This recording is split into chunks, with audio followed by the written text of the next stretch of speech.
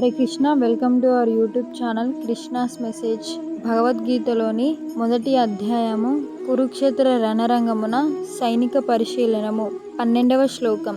తస్య సంజనయాన్ హర్షం కురు వృద్ధః పితామహ సింహనాదం వినోద్యోచ్చై శంఖం దద్మౌ ప్రతాపవాన్. అప్పుడు కురువృద్ధుడు యోధుల పితామహుడు అయిన భీష్ముడు దుర్యోధనునికి ఆనందం చేకూరుస్తూ సింహగర్జన వంటి ధ్వని కలిగేటట్లుగా తన శంఖమును బిగ్గరగా పూరించాడు. భాష్యము.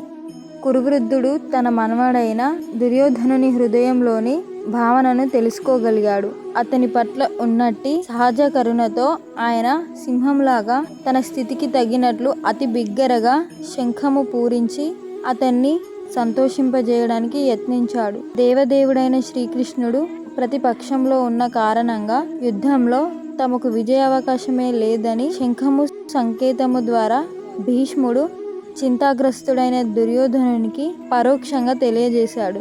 అయినా యుద్ధము చేయడము ఆయన కర్తవ్యము. ఆ విషయంలో ఎటువంటి కష్టముకైనా ఆయన వెనుదీయడు. హరే కృష్ణ.